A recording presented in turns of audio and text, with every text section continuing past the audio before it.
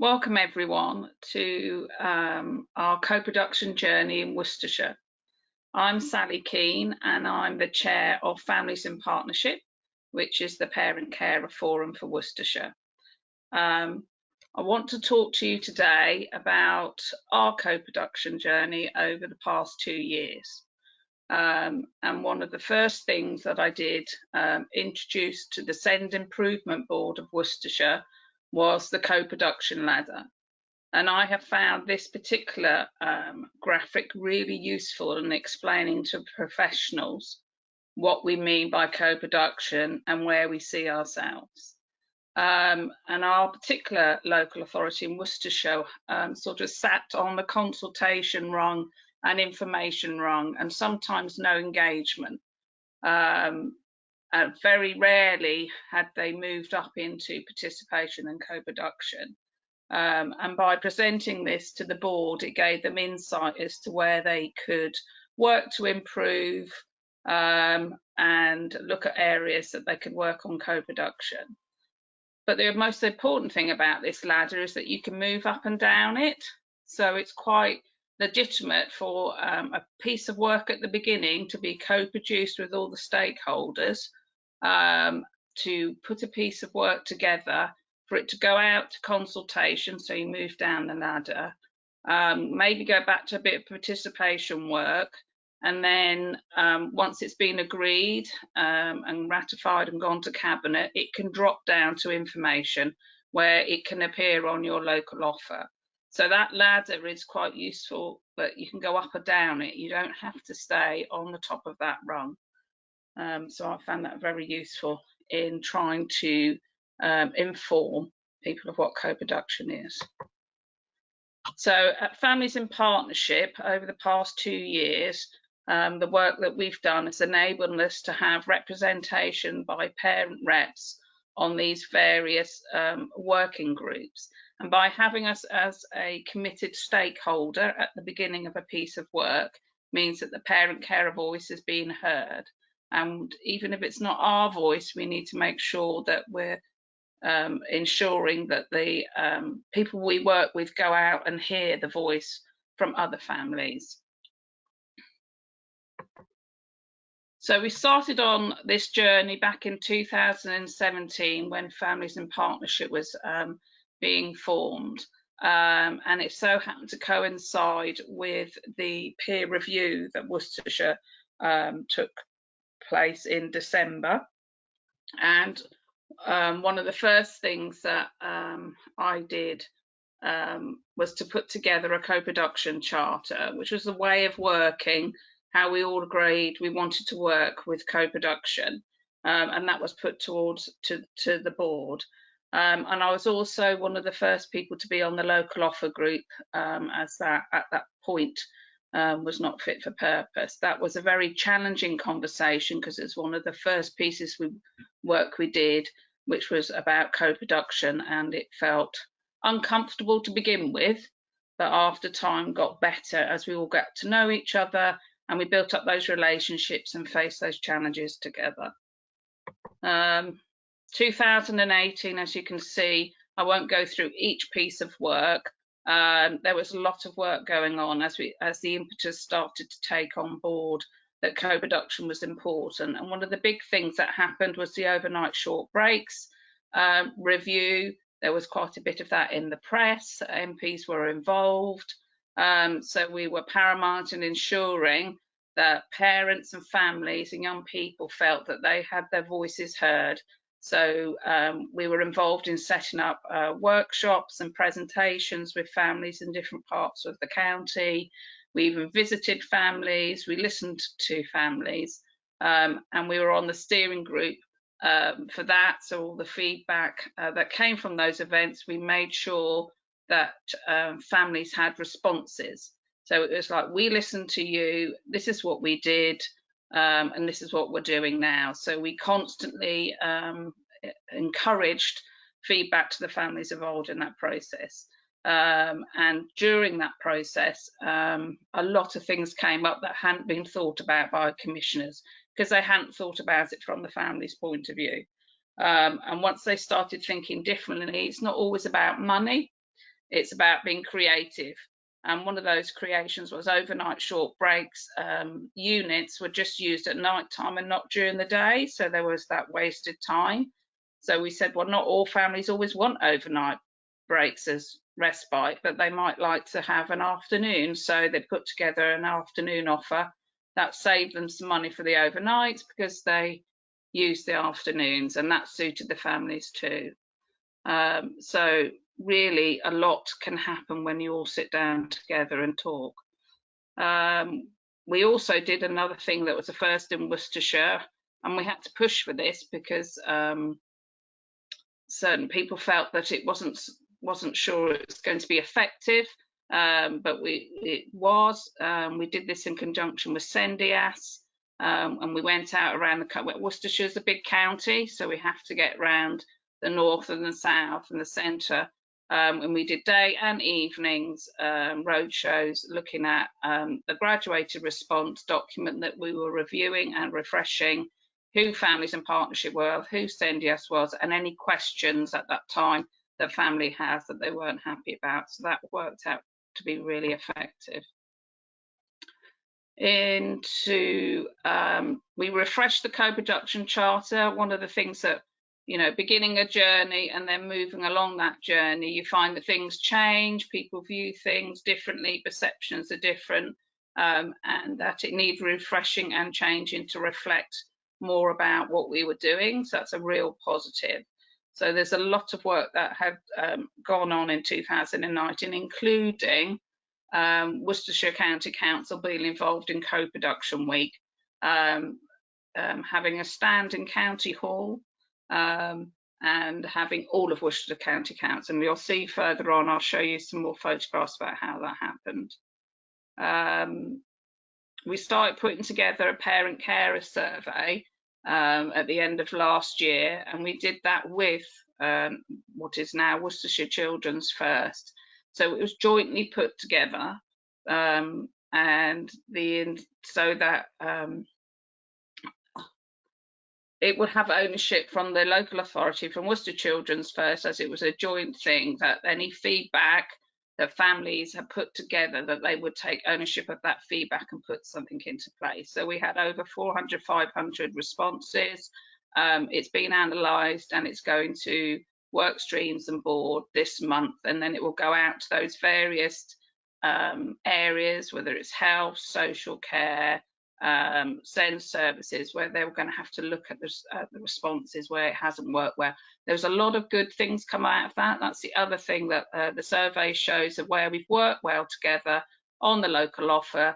It had increased in people's knowledge and understanding of where it is. So there's quite a lot of positives for Worcester Children First to take on board too.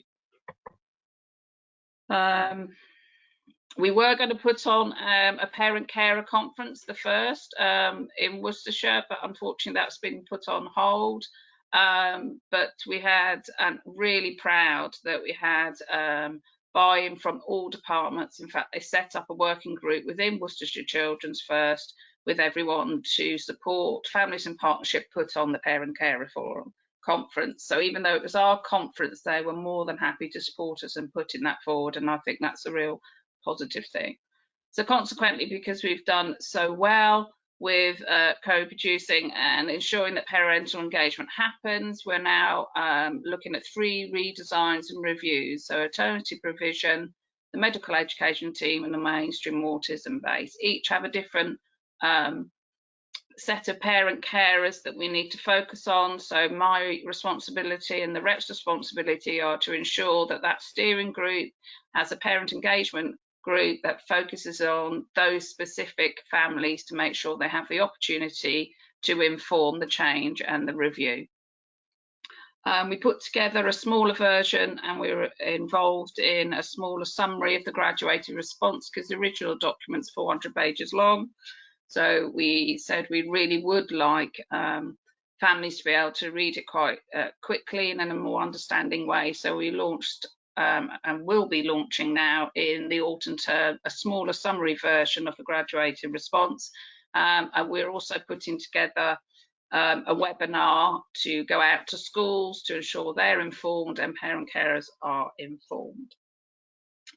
I've been involved in designing the co-production training presentation. So Worcestershire Children's First wanted a presentation and a training workshop to go in place for all their staff. The workshop specifically aimed at their managers and commissioning managers and anyone who will be involved in ensuring parental engagement or young people engagement.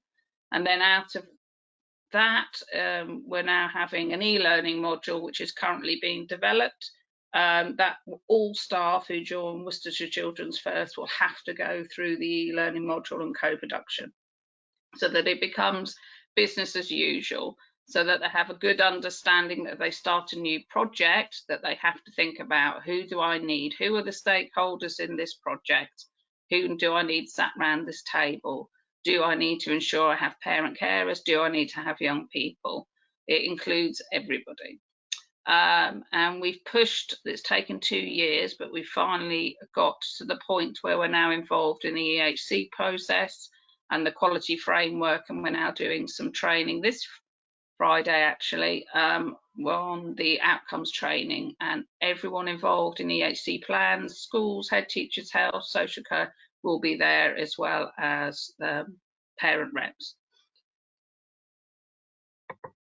Gosh, and here are some photographs of the very successful last year's co-production week, where we had a stand in County Hall in reception area, and everyone who worked at Worcestershire County Council, not just Worcestershire Children's First, came along and made pledges about how they are going to personally improve co-production. There's quite a few pledges on there, as you can see. This one here, we had a participation ladder, and you can see the different services that were involved came along and put where they thought they were on the ladder. Quite a few, particularly children's and families in the red, felt they were co-producing. And some people are a bit further down, consultations normally where people sit. So it's quite heartening to see that they felt that they were part of that, and that Worcester County Council are proud to promote co-production. And we have some significant members there making their pledges, and that's Sarah Wilkins up on the left, who's now our Director of Education and Early Help. Right, so you're going to ask me, how is this achieved? Hard work and time, but the crucial thing I think with anything is building relationships. If you don't have a good relationship, it's very difficult to have the conversation, and those relationships have to be built on trust and integrity, and you need to come across as being a professional person, being able to communicate in an effective way, being reliable in attending meetings and responding to emails. You need to be informed and knowledgeable. So if you're attending a meeting, make sure that you've read up on anything that before you attend that meeting, so you're knowledgeable, so that you can present effective challenge in an informed way. You do need to be patient. It takes time. This has taken over 2 years to get to this point, and we're still working on it. And to be able to challenge in an effective manner that is taken on board in a professional way is crucial, I think, so that you can influence the right people. Persevere, don't give up. It's very easy to do that. I know how hard it is, and capacity is very difficult, but it is worth it in the end. I would say you need to establish a good foundation with your forum first. So make sure that your forum is running effectively, because if that isn't, it can have an impact on how you come across and present yourself in a professional environment. Ensure you've got policies and procedures in place. Anybody you work with will want to know who you are, who the forum is, and how effective you are. And if you can run your forum effectively, then you can come across well in the meeting. It's reassuring for anybody you work with that you have those policies and procedures in place. Develop a document together, how we work together document, whether it's a co-production charter, a memorandum of understanding, or whatever works for you, but have a conversation with the people you work with and how you want to be able to work together and what you're going to agree you're going to do or not do. Find an ally. This is really, and it helped me a lot. If you have someone who understands how important parental engagement, young people engagement, co-production is, participation work is, that really can support you in influencing people within the organisation that you're working with. And there will be people that get it. There will be many that don't, and there'll be some that just won't. And that's fine. You know, not everybody's going to take it on board, but if you can have sufficient people and those in an influential position who take this on, that can make such a difference. Remember also that you need to listen. It's not just about us asking for local authorities and Health Net to listen to us. It's also about parents listening and hearing the story and listening to what's being said and working together. And that's about building good relationships, because we can all learn from each other. I must admit, I heard some things that I wasn't aware of before, and it informs your decision and your knowledge in a different way also. And it does take time. It takes time to build these relationships and get to this point. But it is worth it, because at the end of the day, any changes that you make that are promoting a difference to our children going forward is really positive. So, you know, take the time. And there's a co-production week video, which is online if you wish to watch it. Please do. And then if you've got any questions, please talk to your regional advisor or get in contact with the helpline. And there's also more resources on the participation page. I hope that's been of some help to you all. Thank you.